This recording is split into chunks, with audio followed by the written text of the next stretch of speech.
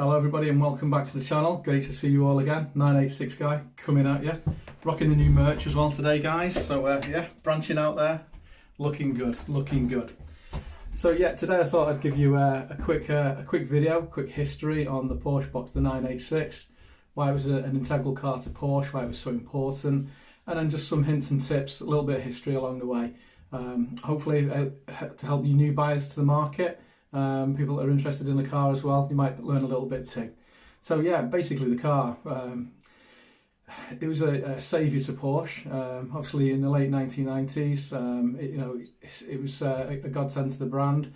It's fair to say that Porsche weren't selling as many cars as they could have been at that point in history, and they had to do something a bit different, a bit revolutionary, and the Boxster was born.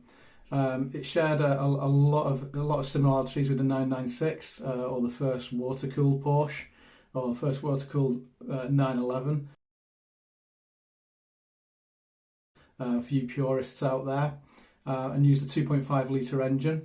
Production began in Stuttgart, and it was actually interestingly supplemented by builds in Finland as well from about 1997. So if you have a look on your VIN tags, you can see where the car was actually built, or your car was actually built.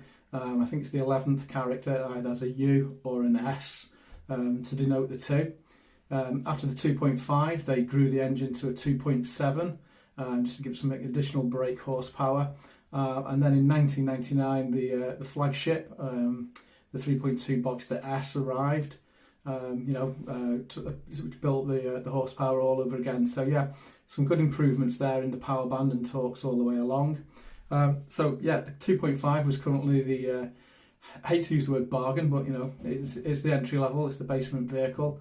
And then the 2.7 was seen kind of like the more usable everyday vehicle, easy to drive, good throttle responses and good road manners as well. 3.2, my personal preference.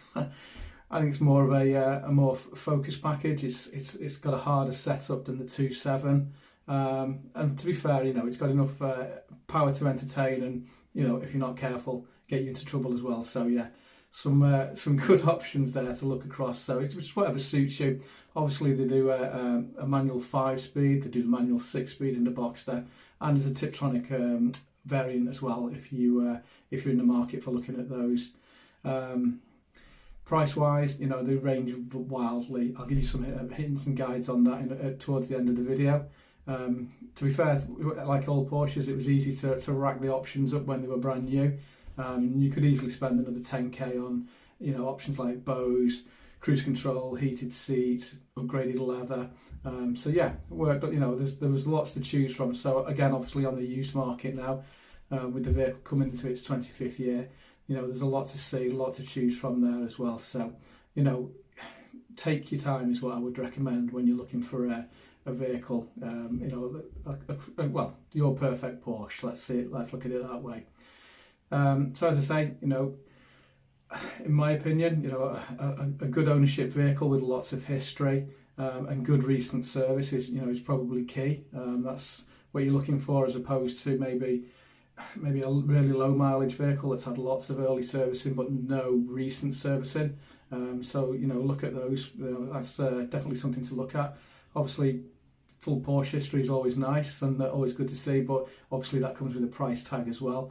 But specialist Porsche dealers, there's a fair few up and down the country. I'm not going to recommend anybody because that's not what we do on this channel. But obviously I have my own local Porsche centre, specialist, and I find that they're really good to work with, and they do look after me as well. So yeah, some things to look out for on your Porsche Boxster when you're actually looking to buy the vehicle. Rust is never really a big issue on these cars. You can get pockets of it, if it's had maybe some not so professional accident repair damage. So look at that thoroughly. The interiors, I would say, are really durable. Probably the bolster, as in most cars, is the first thing to show up wear. But don't be put off by things like that. Good upholstery trimmer can put that back together for you in no time, and not much cost for there as well. Another thing to look for is wet carpets behind the seats. That could be something as simple as the hood drains. So again, it's not a showstopper, not a worry, but certainly something to look for there.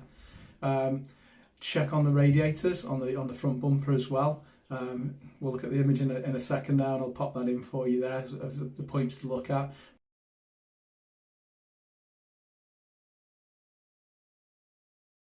But they can get clogged with leaves and debris over the time, so yeah, just check they've not rusted through. Front suspension, front brakes and all of that sort of stuff, again, really key. Just check all that's worked through. Again, same with the rear suspensions and brakes as well, so look at those. Oil and filter and water and everything like that, have a good look around the area in the boot of the car.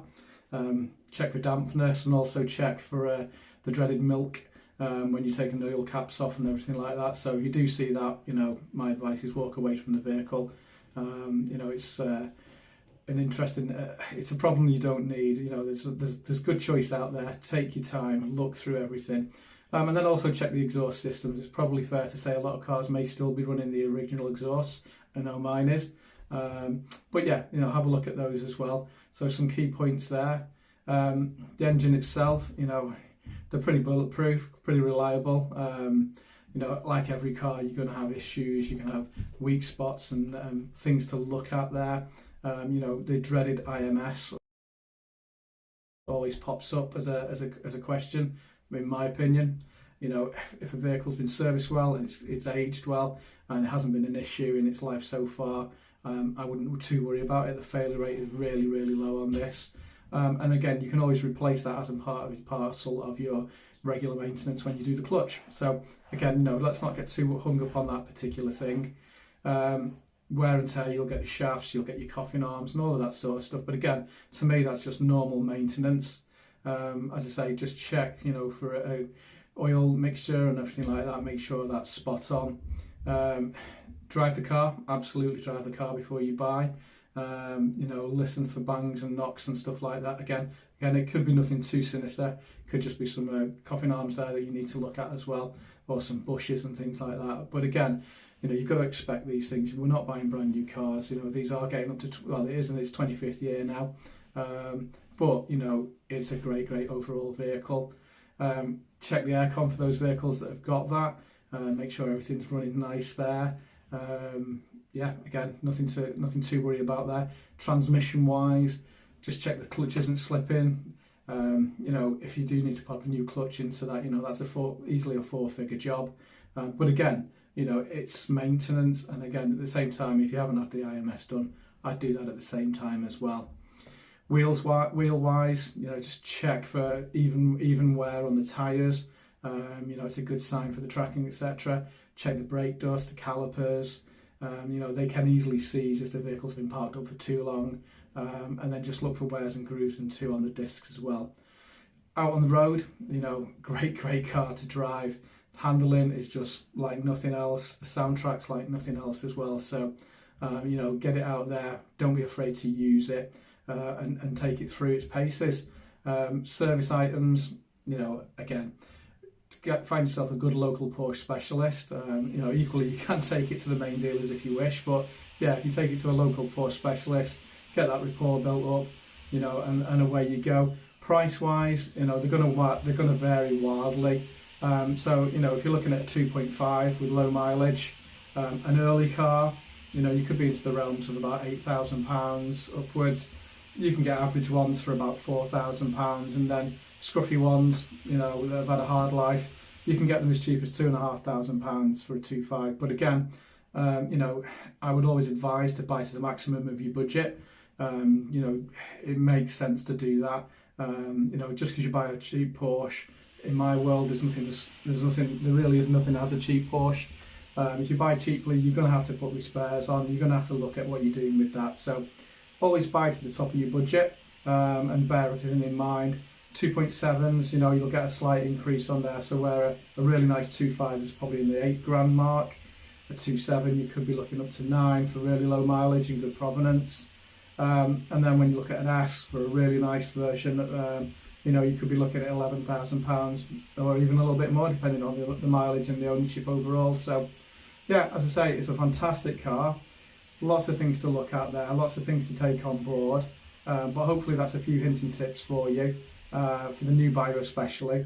Thanks for listening, thanks for tuning in. and equally thanks for subscribing. So click that button for me there, and enjoy. Any questions, flag them up and I'll be happy to help. 986 Guy signing out. See you later. Thank you.